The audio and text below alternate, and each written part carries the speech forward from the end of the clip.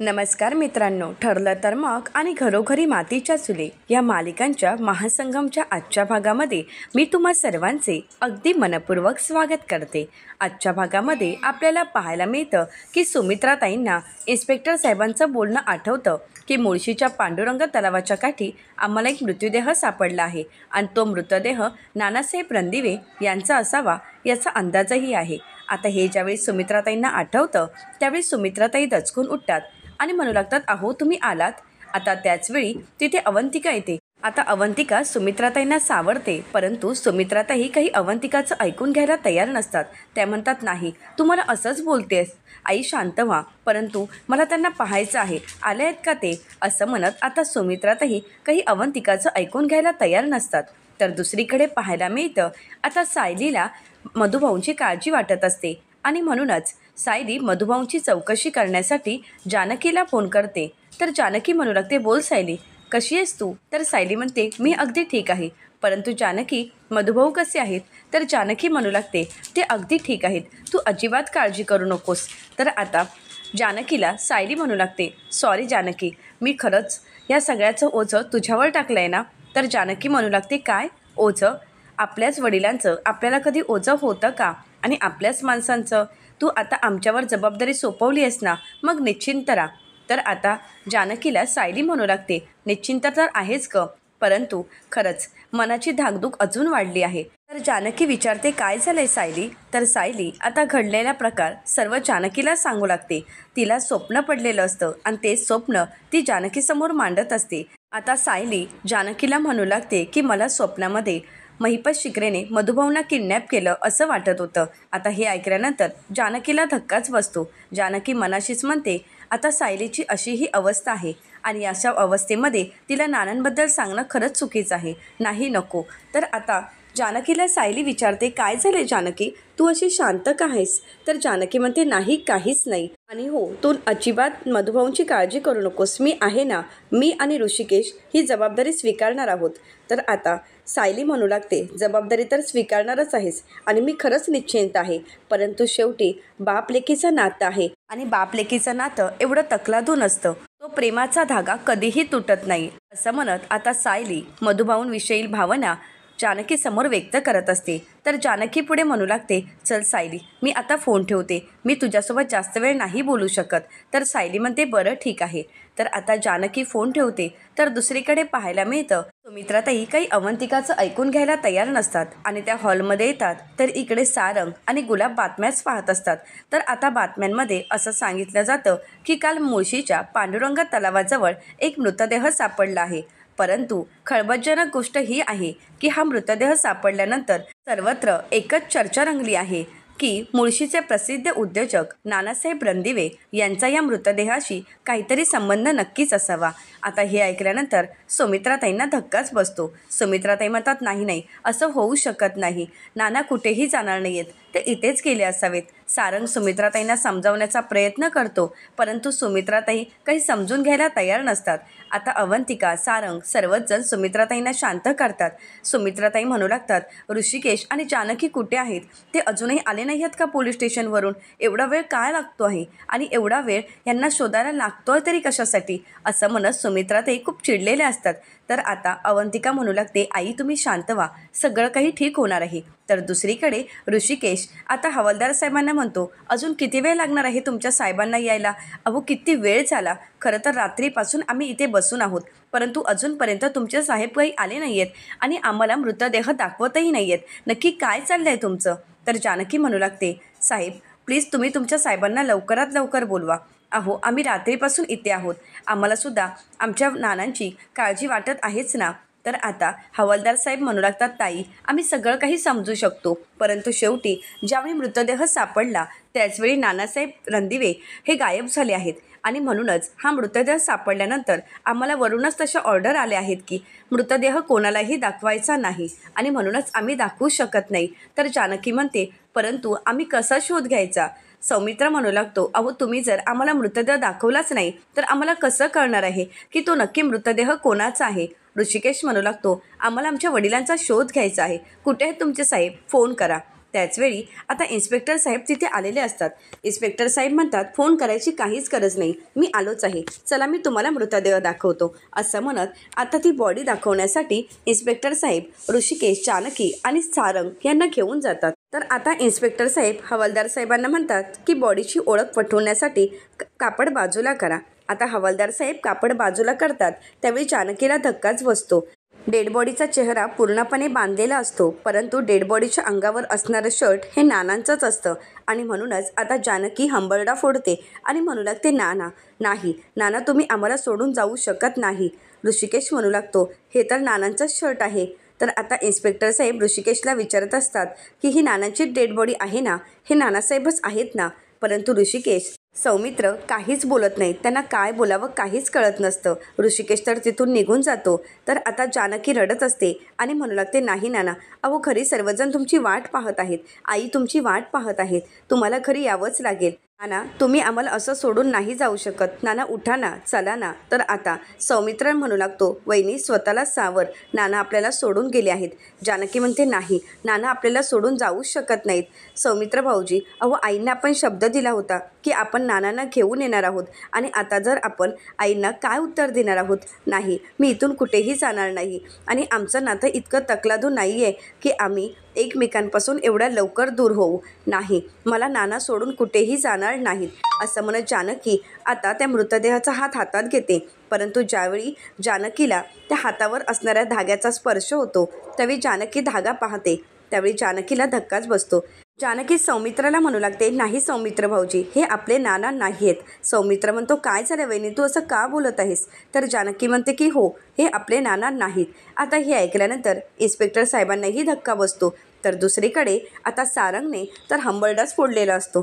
सारंग मोठमोठ्याने रडू लागतो आणि म्हणू लागतो, नाना परत या. आता ऐश्वर्या मुद्दामून सारंगला सावरण्याचं नाटक करते आणि म्हणू लागते, सारंग तुम्हाला कळतंय का, हे सगळं काही मुद्दामून केलं गेलं आहे.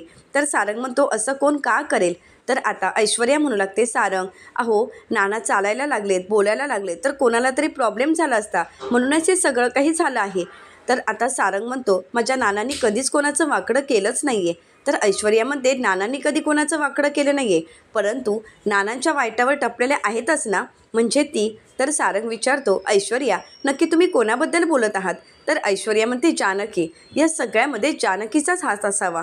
परंतु यावर सारंगचा काही विश्वास बसत नसतो. सारंग म्हणतो, नाही ऐश्वर्या, जानकी वहिनी असं करूच शकत नाही. तर ऐश्वर्या म्हणते, सारंग अहो तुम्ही खूप भोळे आहात, तुम्ही त्यांच्यावर विश्वास ठेवताय. भोळेपणाचा चेहरा घेऊन या घरात तर आलेच आहेत, परंतु सुडाची भावना अजूनही त्यांच्या मनात आहेच. सारंग तुम्ही त्या लोकांवर विश्वास ठेवू नका.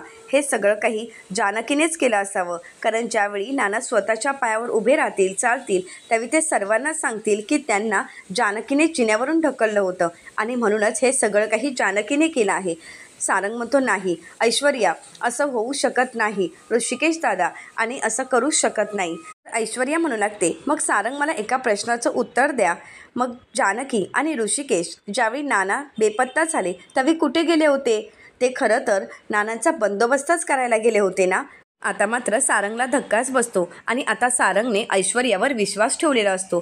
तरीसुद्धा या गोष्टीसाठी सारंगचं मन काही तयार होत नसतं. सारंग म्हणतो, नाही ऐश्वर्या, हे सगळं काही माझं मन मानायला तयारच नाही आहेत, प्लीज मी तुमच्या पाया पडतो, प्लीज तुम्ही असं बोलू नका. तर ऐश्वर्या पुन्हा एकदा सारंगच्या मनामध्ये ऋषिकेश आणि जानकीबद्दलचं विष पेरतो. आता मात्र सारंगचा ऐश्वर्यावर पूर्ण विश्वास बसलेला असतो. ऐश्वर्या खुश होते. तर दुसरीकडे पाहायला मिळतं ऋषिकेश खूप रडत असतो. त्याचवेळी जानकी तिथे येते आणि म्हणू लागते, ऋषिकेश ऐका ना, अहो ते आपले नाना नाहीच आहेत. तर आता ऋषिकेश म्हणतो, जानकी तू हे काय बोलत आहेस, अगं ती डेड बॉडी आपल्या नानांचीच आहे ना. त्या डेड बॉडीवर असणारं शर्ट आणि इन्स्पेक्टर साहेबांना मिळालेली शाल, चष्मा. जानकी म्हणू लागते, ऋषिकेश ते काही असो, परंतु ते आपले नाना नाहीत हे मला चांगलंच माहीत आहे. तर आता सौमित्र जानकीला विचारतो, वहिनी हे ठामपणे तू कशावरून सांगतेस. तर आता जानकी म्हणू लागते, हातातील धागा. आता हे ऐकल्यानंतर ऋषिकेश आणि सौमित्राला धक्काच बसतो. तर आता ऋषिकेश विचारतो, धागा. जानकी म्हणते की हो धागा, कारण नानांच्या हातामध्ये मी लाल आणि पिवळ्या रंगाचा धागा बांधला होता, परंतु ही डेड बॉडी आहे, त्या डेड बॉडीवर. तर त्याचवेळी सौमित्रा म्हणतो, काळ्या रंगाचा धागा आहे, मी सुद्धा पाहिला आहे. तर जानकी म्हणते की हो, आपल्याला देवाच्या दरबारामध्ये ज्यावेळी आपला नवस पूर्ण होतो, आपली इच्छा पूर्ण व्हावी यासाठी आपण धागा बांधतो. तोच धागा मी नानांच्या हातावर बांधला होता, त्याच रंगाचा धागा होता. तर आता ऋषिकेश म्हणू लागतो, परंतु जानकी म्हणते, हो तुम्ही प्लीज माझ्यावर विश्वास ठेवा, हे आपले नाना नाहीत, आपले नाना जिवंत आहेत. ऋषिकेश म्हणतो, हो जानकी, तुझ्या म्हणण्याप्रमाणे जर आपण विचार केला तर खरंच आपले नाना जिवंत आहेत आणि आता आपल्याला नानांचा शोध घ्यावाच लागेल. परंतु त्या अगोदर आपल्याला येथील प्रोसेस पूर्ण करावी लागेल. सौमित्र म्हणतो, डॉक्युमेंट पूर्ण करण्याची जबाबदारी माझी, तोपर्यंत तुम्ही घरी जा. परंतु जानकीचा आनंद काही गगनात मावत नसतो. आता जानकी ऋषिकेशला बिलगते आणि म्हणू लागते, ऋषिकेश, आपले नाना जिवंत आहेत, आपल्याला आता नानांना शोधावं लागेल. असं म्हणत आता जानकी आणि ऋषिकेश घरी यायला निघतात. तर दुसरीकडे आता मधुभाऊ सायलीला फोन करतात. सायली म्हणते, मधुभाऊ कसे आहात तुम्ही? मधुभाऊ म्हणतात, मी अगदी ठीक आहे, परंतु मला खरंच तुझी काळजी वाटत आहे. तर आता सायली म्हणते, मधुभाऊ अहो तुम्ही माझी काळजी करू नका, मी अगदी ठीक आहे. तर आता मधुभाऊ म्हणतात, हो ग बाळा, तरीसुद्धा माझ्या लेकीची मला काळजी वाटणारच ना, आणि हो इथली काळजी अजिबात करू नको, जानकी माझी अगदी नीट काळजी घेत आहे. तर आता सायली म्हणू लागते, परंतु जानकीला तुम्ही त्रास देऊ नका हा. तर मधुभाऊ म्हणतात, नाही ग बाळा, मी तिला त्रास देत नाही, परंतु तुझी उणीव मात्र ती मला भासूच देत नाही, कारण ती ज्यावेळी बोलू लागते त्यावेळी असं वाटत असतं की तूच माझ्यासोबत आहेस. तर सायली म्हणते, हो ना, मग तीसुद्धा तुमचीच लेक आहे, आम्ही दोघीसुद्धा तुमच्याच लेकी आहोत. मग आता थोडे दिवस तर मधुभाऊ म्हणतात, जानकी आणि ऋषिकेशकडे राहायचं, हो ना? तर आता सायली म्हणते, हो मधुभाऊ. मधुभाऊ म्हणतात, सायली मला लवकरात लवकर इथून सोडव. सायली म्हणते, मधुभाऊ तुम्ही काळजी करू नका, लवकरात लवकर मी तिथूनही तुमची सुटका करणार आहे. आता सायली आणि मधुभाऊ फोन ठेवतात, परंतु सायलीला मधुभाऊंची काळजी वाटत असते. तर आता इकडे अवंतिका विचार करत असते. त्याचवेळी आता तिथे सारंग आणि ऐश्वर्या येतात आणि विचारतात, काय झालं, अजून आले नाहीत ना? मला तरी वाटतं की पळूनच गेले असणार, कारण एवढं सगळं घडल्यानंतर घरी काय येतील, कारण हे सगळं काही त्यांनीच केलं आहे. आता अवंतिका विचारते, ऐश्वर्या तू काय बोलतेस, कोणाबद्दल बोलतेस, कळतंय का तुला? ऐश्वर्या म्हणते की हो, मी अगदी खरं तेच बोलत आहे आणि जानकी आणि ऋषिकेश रणदिवेबद्दल बोलत आहे, कारण हे सगळं काही त्यांनीच घडवून आणलं आहे. आता अवंतिका म्हणते, ऐश्वर्या तोंडाला येईल ते बोलू नकोस, सारंग भाऊजी अहो तुम्ही तरी समजवा हिला, ही काय बोलतेय. तर सारंगसुद्धा ऐश्वर्याच्या होला हो देत म्हणतो, ऐश्वर्या काहीच चुकीचं बोलत नाही आहेत, कारण ऐश्वर्या जे काही बोलत आहेत ते अगदी खरं आहे. आता अवंतिकाला धक्काच बसतो. परंतु त्याचवेळी आता जानकी आणि ऋषिकेश त्या ठिकाणी येतात. आता जानकी ऋषिकेश येताच अवंतिका म्हणू लागते, पाहिलं आलेत ना दादा वहिनी, आता तरी तुमचा जीव शांत झाला असेलच ना? असं म्हणत आता अवंतिका म्हणू लागते, वहिनी पाहिलंत का तुमच्याबद्दल ही ऐश्वर्या काय बोलत होती? तर आता जानकी म्हणते की हो ऐकलं आहे, तुळशीपर्यंत आवाज जात होता. तर ऐश्वर्या म्हणू लागते, तुळशीपर्यंतच काय, तर अख्ख्या मुळशीला सांगायला मी तयार आहे की नानांना तुम्हीच गायब केलं आहे, नानांच्या जीवावर तुम्हीच उठला आहात. तर ऋषिकेश सारंगला म्हणू लागतो, सारंग अरे तुझी बायको काय बोलते तुला कळतंय का, तू तिला थांबवू शकत नाही का? तर आता सारंग म्हणू लागतो, का बायकोचं ऐकण्याची मक्तेदारी फक्त तूच घेतली आहेस का? असं म्हणत आता सारंग ऋषिकेशला उलट उत्तर करतो आणि म्हणू लागतो, ऐश्वर्या काहीच चुकीचं बोलत नाही आहे. आता ऋषिकेश म्हणू लागतो, सारंग तुला कळतंय का, तू आपल्या नानांबद्दल बोलत आहेस. आता सारंग आणि ऋषिकेश यांच्यामध्ये वाद चालू होतात. परंतु त्याचवेळी सुमित्राताई बाहेर येतात आणि म्हणू लागतात, अहो आलात तुम्ही, आजही तुम्ही मित्रांसोबत एवढ्या वेळ गप्पा मारत होता, मला वाटलंच होतं तुम्ही असेच बाहेर थांबणार आहात, तुम्हाला एकदा का मित्र मिळालेत की मग काही तुम्हाला घरचा रस्ता दिसत नाही. असं म्हणत आता सुमित्राताई नाना आलेत असं समजून खूप काही बोलू लागतात आणि जानकीला म्हणतात, जानकी आता नानांसाठी आपल्याला खास काहीतरी बनवावंच लागेल ना, मी त्यांच्या आवडती साबुदाण्याची खिचडीच बनवते, त्यांना तर खूप आवडते, पण हो त्यांना कोणी सांगू नका हा. आणि ऋषिकेश मी काय म्हणते, हे आत्ताच उभे राहायला लागले आहेत, तू एक काम करशील का, मला आणि त्यांना एका तीर्थयात्रेसाठी पाठव, परंतु हो ते सुद्धा त्यांच्यासाठी सरप्राईजच ठेवा. आता सुमित्राताई अशा काही बोलत असतात की ऋषिकेश, जानकी आणि अवंतिकाला धक्काच बसतो. तर आता जानकी म्हणू लागते, मी ना त्यांच्यासाठी अजून काहीतरी बनवते. परंतु आता जानकी सुमित्राताईंना सावरते आणि म्हणू लागते, आई चला रूममध्ये, आपण नंतर करू ना हे सगळं काही. असं म्हणत आता जानकी सुमित्राताईंना रूममध्ये घेऊन जाते. आता इकडे ऐश्वर्या मात्र खुश होते आणि म्हणू लागते, वा हे तर खूप छान झालं, तिकडे म्हातारा गायब आणि इथे म्हातारीला वेड लागला आहे, म्हणजे सगळं काही अगदी माझ्या मनासारखं होत आहे. इकडे जानकी सुमित्राताईंना समजावण्याचा प्रयत्न करत असते, परंतु सुमित्राताई काही ऐकून घ्यायला तयारच नसतात. सुमित्राताई नानांच्या आवडीनिवडी सगळ्या सांगू लागतात आणि सगळं काही जेवण बनवायचा विचार करत असतात. कारण नाना आपल्यात नाहीत या गोष्टीचा सुमित्राताईंना धक्का बसलेला असतो. तर आता जानकी सुमित्राताईंना मिठी मारते, त्यांना सावरते आणि म्हणू लागते, आई नाना हरवले आहेत. सुमित्राताई म्हणतात, अगं काही मस्करी करतेस, आत्ता गेले असतील मित्रांसोबत बाहेर, मला माहीत आहे ना त्यांची सवय. आणि हो, त्यांना असं सरप्राईज द्यायला खूप आवडतं आणि मलाही त्यांना सरप्राईज द्यायचं आहे. चल बरं, मी आता त्यांच्यासाठी झुणका आणि भाकरीच बनवते. नाहीतर नेहमीच म्हणतात की सगळाच कारभार सुनांच्या हातात दिलायस का. आता तर मी त्यांना दाखवूनच देणार की आयुष्यभर मी तुमची सेवा केली, परंतु आता सगळं काही सुनाच करतील असं म्हणत आता सुमित्राताई नानांविषयीचं बोलणं चालूच असतं. आता जानकी त्यांना आवडण्याचा प्रयत्न करते, परंतु सुमित्राताई काही शांत होत नाही. आता हे सगळं ऐकल्यानंतर ऋषिकेशला खूप वाईट वाटतं. तर दुसरीकडे आता जानकी भाकऱ्या टाकत असते. तर आता अवंतिका म्हणू लागते, वहिनी तुम्ही हे काय करत आहात.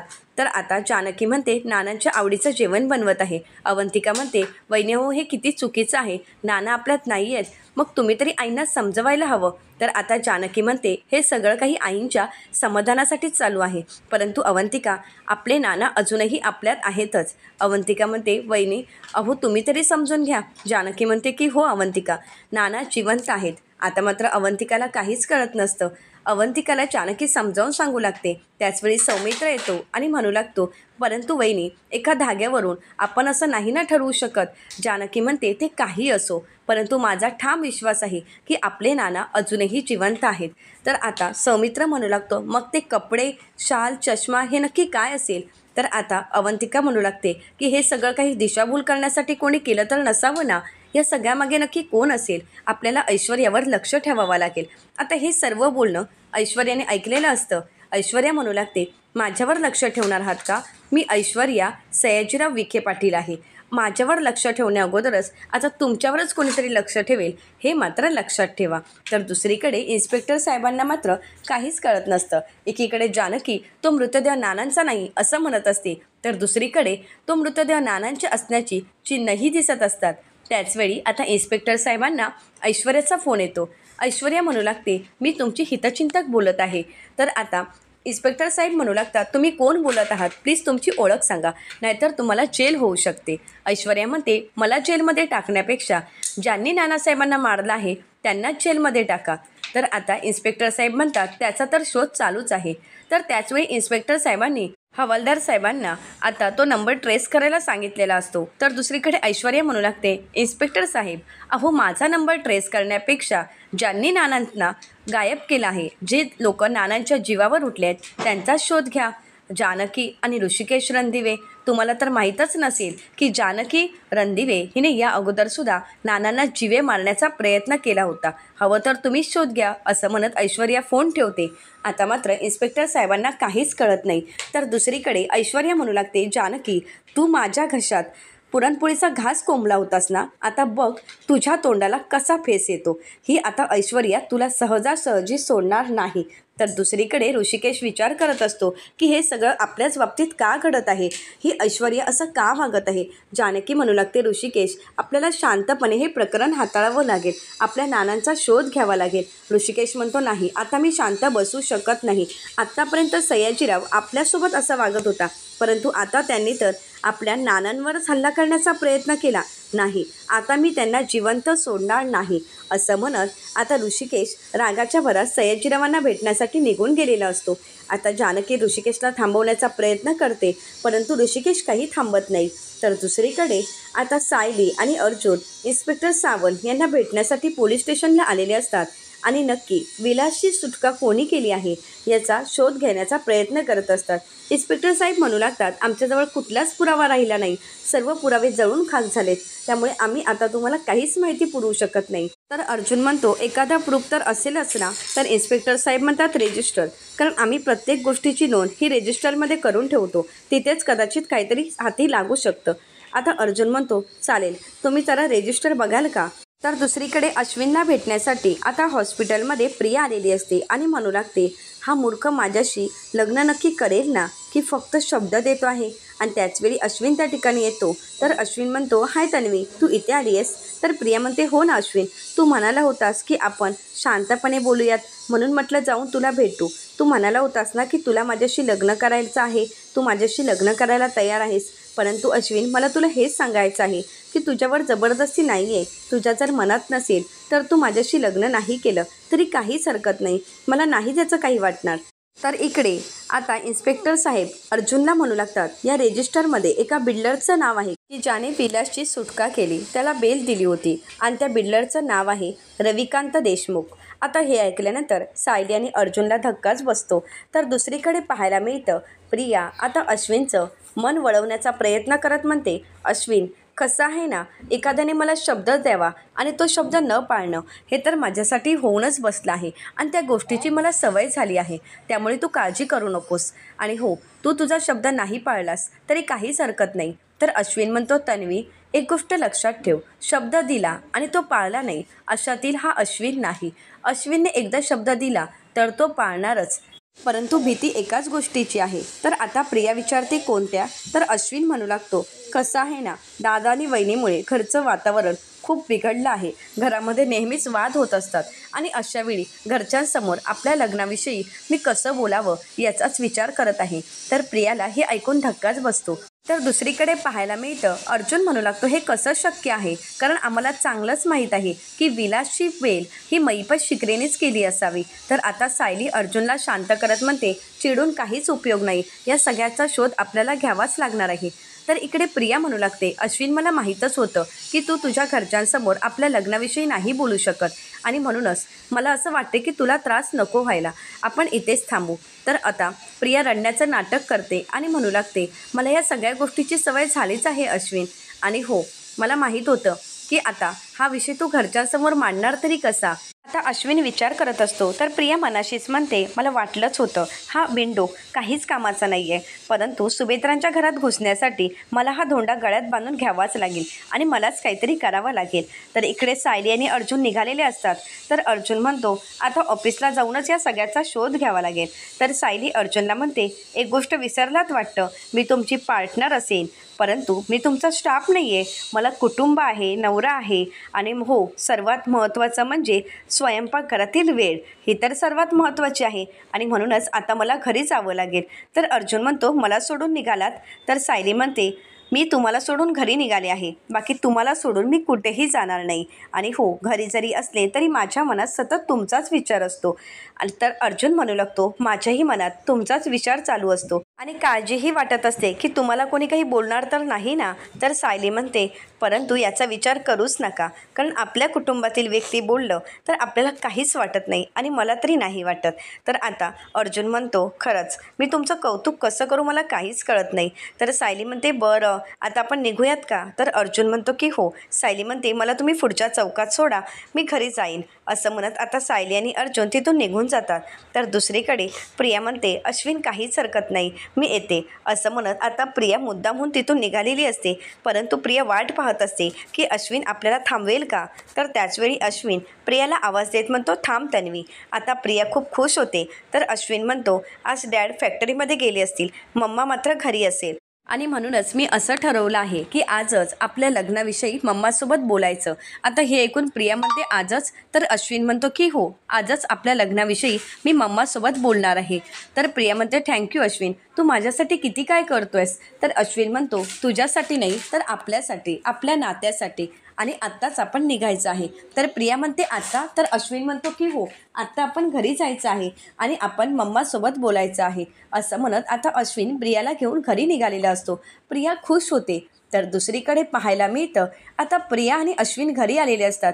त्यावेळी सायली किचनमध्ये काम करत असते. अश्विन प्रियाला म्हणतो, तू इथेच थांब, मी बघतो मम्मा कुठे आहे. असं म्हणत आता अश्विन कल्पनाताईंना पाहण्यासाठी रूमच्या दिशेने निघून जातो. तर इकडे प्रिया ही सायलीला डिवचण्याचा प्रयत्न करते आणि आता सायलीला ती मोलकरीण म्हणू लागते. सायली म्हणते, काहीच हरकत नाही, आपल्या माणसांसाठी आपण काही करत असू आणि त्यासाठी जर आपण मोलकरीण असू तर मला तेही चालेल. असं म्हणत आता प्रियाला सायली प्रत्युत्तर करते. त्याचवेळी आता अश्विन आवाज देत म्हणतो, तन्वी, मम्मा रूममध्येच आहे, ये तू.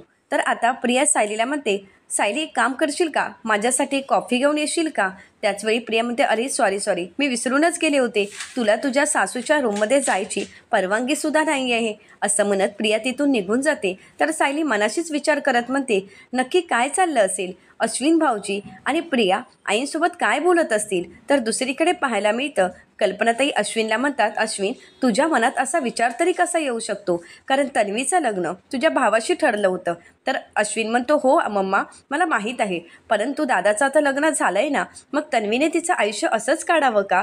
तर कल्पनाताई म्हणतात, नाही, तिने सुद्धा एका चांगल्या मुलाशी लग्न करावं, आनंदात राहावं असंच मला वाटत आहे, परंतु त्यासाठी तू असशील असं मला कधी वाटलंही नव्हतं.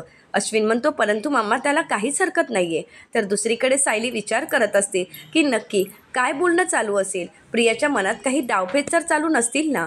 तर कल्पनाताईंना अश्विन समजावत म्हणतो की तन्वी किती चांगली मुलगी आहे हे तर आपल्याला माहीतच आहे ना, आणि तसंही या घराण्याची सून होण्यासाठी तन्वी अगदी परफेक्ट आहे. तर त्यानंतर सायली इकडे विचार करत असते की प्रियाचा नक्की डाव काय असेल, मी जाऊन पाहू का, आईंच्या रूमच्या बाहेर जाऊन ऐकू का, परंतु नाही, हे योग्य वाटत नाही. त्यापेक्षा मी काम करते की प्रियाची कॉफी घेऊन जाते, कारण मला काहीतरी कळायलाच हवं, कारण ह्या प्रियाच्या डोक्यात जर काही प्लॅन चालू असेल तर त्या अगोदरच त्या प्रियाचा मला बंदोबस्त करावा लागेल. तर दुसरीकडे कल्पनाताई म्हणतात, तन्वी ये बस. खरंच अगं मला तुझं कौतुक वाटतं आहे, परंतु मला एक सांग, तुझं अर्जुनवर प्रेम असतानासुद्धा तू आता अश्विनसोबत लग्न करायला कशी काय तयार झालीस? तर आता प्रिया म्हणू लागते, मामी अगं प्रेम म्हणजे नक्की काय असतं? अगं आत्तापर्यंत मी मृगजळाच्या मागे मागे धावत होती, परंतु जर माझ्या डोळ्यातून अश्रू आले तर या सगळ्याचं अश्विनला वाईट वाटायचं. ज्यावेळी माझी आणि अश्विनची मैत्री झाली आणि अश्विनच्या मनातील घालमेल मला कळाली, त्यावेळी समजलं की प्रेम म्हणजे हेच तर असतं. तर कल्पनाताई म्हणू लागतात, तू योग्य तोच निर्णय घेतला आहेस बाळा, काहीच हरकत नाही. तर आता प्रिया म्हणते, मामी अगं खरंच अश्विन खूप चांगला आहे, तुम्हीसुद्धा खूप चांगले आहात. तर आता कल्पनाताई खुश होतात आणि म्हणू लागतात, तन्वी अगं तुझ्यामध्ये तर प्रतिमाचीच सावली दिसू लागली आहे. तर त्यानंतर आता कल्पनाताई अश्विनला म्हणतात, ज्यावेळी अर्जुनच्या कॉन्ट्रॅक्ट मॅरेजबद्दल कळालं त्यावेळी वाटलं की मी माझ्या मुलांवर संस्कार करण्यामध्ये कुठेतरी कमी पडली आहे, परंतु आज तुझ्या या वागण्यामुळे मला वाटते की माझ्या मुलांमध्ये संस्कार करण्यात मी कुठेच कमी पडले नाही. तर प्रिया नाटक करत म्हणते, मामी तू तुझ्या सगळ्याच मुलांवर खूप छान संस्कार केले आहेस, परंतु त्यातून काय घ्यावं हे फक्त अश्विनलाच कळालं आहे. तर कल्पनाताई खुश होतात आणि म्हणू लागतात, खरंच तन्वी माझं भाग्य आहे की तू या घरात सून म्हणून येणार आहेस. तर त्यानंतर आता अश्विन म्हणू लागतो, मम्मा तू या लग्नासाठी तयार आहेस ना? तर कल्पनाताई खुश होत होकार देतात. तर प्रिया मनाशीच म्हणते, मला वाटलंच होतं की ही कल्पना माझ्या नक्कीच उपयोगाची पडणार आहे, कारण ही कल्पना एवढी भोळी आहे की तिच्या भोळेपणाचा मलाही फायदा होणार आणि आता मी या घराचा या कुटुंबाचा भागही होणार आहे असं म्हणत प्रिया खुश होते. तर कल्पनाताई आनंदानेच प्रियाला जवळ घेतात. तर आता अश्विन आणि प्रिया दोघंही कल्पनाताईंचे आशीर्वाद घेतात आणि त्याचवेळी सायली त्या ठिकाणी आलेली असते. आता हे पाहून सायलीला धक्काच बसतो, परंतु कल्पनाताई सायलीला काही रूममध्ये येऊ देत नाही आणि सायलीला म्हणतात, तू आत्ताच्या आता इथून निघून जा, तुझी हिंमतच कशी झाली माझ्या रूमपर्यंत यायची. आता हे ऐकून प्रियाला आनंद झालेला असतो. तर दुसरीकडे आता चैतन्य आणि अर्जुन दोघंही केसवर काम करत असतात. अर्जुन म्हणतो, काही कळालं आहे का? तर चैतन्य म्हणतो की नाही, रविकांत देशमुख या नावाची व्यक्तीच कुठे सापडत नाही आहे. तर आता अर्जुन म्हणू लागतो, ती व्यक्तीच नाही तर ही क्रिएट केलेली व्यक्ती आहे. त्याचवेळी सायलीचा अर्जुनला फोन येतो. तर सायली घडलेला प्रकार अर्जुनला सांगत म्हणते की आज प्रिया आणि अश्विन भाऊजी एकत्रच घरी आले होते आणि दोघंही आईंशी काहीतरी बोलत होते. तर आता अर्जुन म्हणतो, परंतु या सगळ्यामध्ये काही वेगळं नाहीच आहे, कारण प्रिया तसंही आपल्या घरी येण्यासाठी बहाणा शोधतच असते. कुठेतरी अश्विनला वाटेत सापडली असेल आणि अश्विन घरी घेऊन आला असेल, परंतु तिने काही तुला असा टोमणा वगैरे मारला नाही का? तर सायली म्हणते, ते तर तिने केलंच आहे. तर अर्जुन म्हणतो, झालं तर मग त्याचसाठी ती आली असावी, आणि हो अजूनच काही वेगळं असेल तर मी अश्विनशी बोलेनच. सायली म्हणते, नाही नको अश्विन भाऊजी आणि तुमच्यामध्ये उगाच वाद नको. तर त्यानंतर सायली म्हणते, तुम्ही डबा खाल्लात का? तर अर्जुन म्हणतो की हो. सायली म्हणते, हो का, मग डब्यात आज कोणती भाजी होती? आता मात्र अर्जुनला काहीच माहीत नसतं, कारण अर्जुनने तर डबा खाल्लेलाही नसतो. तर आता सायली म्हणते, अहो असं काय करताय, विसरलात का, वांग्याची भाजी होती. तर अर्जुन म्हणतो, हो खरंच खूप छान झाली होती, मी तर बोटं चाकून चाकून खाल्लीत. तर आता मात्र अर्जुनचं खोटं बोलणं सायलीने चांगलंच पकडलेलं असतं. सायली म्हणते, हो का, आज तर वांग्याची भाजी नव्हतीच, मटकीची होती. तर त्याचवेळी चैतन्य म्हणतो, अर्जुन अरे वांग्याची नाही तर मटकीची उसळ आहे. तर सायली म्हणते, तुम्हाला भीती वाटते का बायकोला खरं सांगायला? तर अर्जुन म्हणतो, हो ना, बायकोची तर भीती वाटायलाच हवी, कारण मी माझ्या बायकोला खूप घाबरतो. तर सायली म्हणते की एवढं घाबरताना मग डबा संपवायचा. आणि हो, आता तुम्ही डबा लगेच संपवायचा आहे. अर्जुन म्हणतो की हो, आता मी डबा संपवेन आणि डबा खाऊन झाल्यानंतर तुम्हाला लगेच मेसेज करेन. असं म्हणत आता अर्जुन आणि सायली फोन ठेवतात. तर दुसरीकडे पाहायला मिळतं, आता महिपत शिकरेंनी एका व्यक्तीला आपल्या घरी बोलवलेलं असतं. आता ती व्यक्ती दुसरी तिसरी कोणी नसून इन्स्पेक्टर साहेब असतात, सरंजामे. आता सरंजामे यांची भेट घेऊन महिपत शिकरेंनी सरंजामे यांना पैसे दिलेलं असतं आणि त्यांचं तोंड बंद केलेलं असतं. तर आता इन्स्पेक्टर सरंजामे गेल्यानंतर महिपत शिकरे आता सयाजीरावांना फोन करतात आणि म्हणू लागतात, काय मग सयाजीराव, आमच्या माणसाने तुमचं काम अगदी नीट केलं आहे ना, त्या म्हाताऱ्याला उचललं आहे ना? तर सयाजीराव म्हणतात की हो, काहीच हरकत नाही, खूप छान काम केलं आहे आणि यासाठी पार्टी तर व्हायलाच हवी. तर महिपत शिकरे म्हणतात, नाही नको, अहो जोपर्यंत माझी पोरगी खरी येत नाही तोपर्यंत मी काही पार्टी वगैरे करणार नाही, कारण माझा डोळ्याला डोळाच लागणार नाही आहे. तर आता सयाजीराव म्हणू लागतात, अहो तुम्ही इथे तर या, मग आपण बघू आणि तुमची पोरगी लवकरच सुटणार आहे.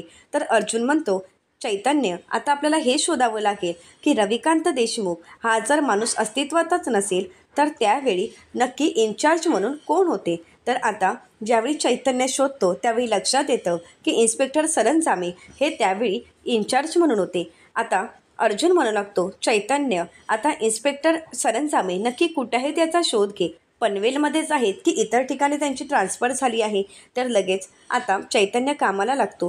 तर दुसरीकडे आता अर्जुन ज्यावेळी घरी येतो त्यावेळी सायलीला आवाज देत म्हणतो, बायको. आता सायली समोर येणार त्याचवेळी अर्जुनचा धक्का तिला लागतो. आता सायली पडणार, परंतु त्याचवेळी अर्जुननेच तिला सावरलेलं असतं. तर त्यानंतर सायली अर्जुनला विचारते की काही कळालं आहे का? तर अर्जुन म्हणतो की नाही, अजून तरी काही नाही आणि याचा शोध तर आपल्याला घ्यावाच लागेल. तर अर्जुन सायली यांच्यामध्ये केसबद्दल बोलणं चालू असतं. तर त्यावेळी आता इन्स्पेक्टर सावंत यांना अर्जुन फोन करतो आणि इन्स्पेक्टर सरंजामे यांच्याबद्दलची माहिती मिळवतो. तर इन्स्पेक्टर सावंत म्हणू लागतात की इन्स्पेक्टर सरंजामे हे रिटायर झाले आहेत, परंतु त्यांचा नंबर आहे माझ्याजवळ. अर्जुन म्हणतो, बरं ठीक आहे, प्लीज मला तो नंबर पाठवून द्या. आता अर्जुनने इन्स्पेक्टर सरंजामे यांचा नंबर मिळवलेला असतो. तर पुढील भागामध्ये आपल्याला पाहायला मिळतं, जानकीला लपून छपून डबा घेऊन जात असताना ऐश्वर्याने पाहिलेलं असतं आणि ऐश्वर्या विचार करत म्हणते, ही जानकी लपून छपून कोणासाठी डबा घेऊन जात असेल? तर इकडे सयाजीरावांची गाडी ऋषिकेशने अडवलेली असते. आता ऋषिकेशला पाहून सयाजीराव मात्र घाबरून गेलेले असतात. आता सयाजीराव मागे वळणार, परंतु त्याचवेळी ऋषिकेश आता सयाजीरावांच्या गाडीवर मोठ्याने दांडा मारतो. त्यामुळे सयाजीराव पूर्णपणे घाबरून गेलेले असतात. तर इकडे जानकी ज्यावेळी मधुभाऊंसाठी डबा घेऊन येते त्यावेळी मधुभाऊ म्हणू लागतात, तुला आश्रमामध्ये एक व्यक्ती घेऊन आली होती. तर आता जानकी विचारते, कोण होती ती व्यक्ती? तर मधुभाऊ म्हणतात की तुझी आई. आता हे ऐकल्यानंतर जानकीला धक्काच बसतो. तर इकडे अश्विन प्रतापरावांना म्हणतो, डॅड, माझा तन्वीसोबत लग्न करण्याचा निर्णय योग्य आहे ना? आता यांचं बोलणं चालू असतं. त्याचवेळी सायली रूममध्ये आलेली असते. आता कल्पनाताई सायलीच्या हाताला धरून तिला बाहेर घेऊन येतात आणि विचारतात, काय चाललंय तुझं नक्की? तर आता अश्विन विचारतो, तू नक्की काय काय ऐकलेस ते सांगशील का? तर त्याचवेळी अर्जुन त्या ठिकाणी आलेला असतो. तर दुसरीकडे इन्स्पेक्टर सरंजामे यांना भेटण्यासाठी अर्जुन आणि चैतन्य आलेला असतो. तर आता इन्स्पेक्टर सरंजामे म्हणू लागतात, मी नेहमीच फक्त वर्दी नाही घातली तर देशसेवाही केली. तर आता अर्जुन म्हणतो, खरंच खूप छान काम केलात, परंतु मला आता विलासच्या केसबद्दल काही कळेल का की त्याची बेल नक्की कोणी केली होती? तर आता अर्जुनची भेट झाल्यानंतर अर्जुन त्या ठिकाणून निघून जात असतो. त्याचवेळी एका व्यक्तीला अर्जुनचा धक्का लागतो, परंतु ज्यावेळी अर्जुन पाहतो तर ती व्यक्ती म्हणजेच महिपत शिकरेची माणसं असतात. आता ती व्यक्ती इन्स्पेक्टर सरंजामे यांच्या हाती पैसे देतात. तर त्यानंतर आता इन्स्पेक्टर सरंजामे महिपत शिकरेंना फोन करतात आणि म्हणू लागतात, बोला शिकरे साहेब, तुम्ही तुमचा शब्द पाळलात. आता हे सगळं काही अर्जुनने ऐकलेलं असतं. आता सरंजामे हा शिकरेचाच माणूस आहे हे अर्जुनच्या चांगलंच लक्षात आलेलं असतं. तर आता अर्जुन सरंजामेंचं सत्य कोर्टासमोर कशा प्रकारे सिद्ध करेल? तर दुसरीकडे आता जानकीची खरी आई नक्की कोण असेल? मधुभाऊ जानकी आणि तिच्या आईची भेट घडवून आणतील का? हेही पाहणं तितकंच मनोरंजक ठरणार आहे. अशाच मालिकांचे नवनवीन अपडेट पाहण्यासाठी चॅनलला नक्कीच सबस्क्राईब करा. आजचा व्हिडिओ तुम्हाला कसा वाटला हे कमेंट करून नक्कीच कळवा. व्हिडिओ आवडल्यास व्हिडिओला लाईक करा आणि व्हिडिओ पाहिल्याबद्दल तुम्हा सर्वांचे अगदी मनपूर्वक धन्यवाद.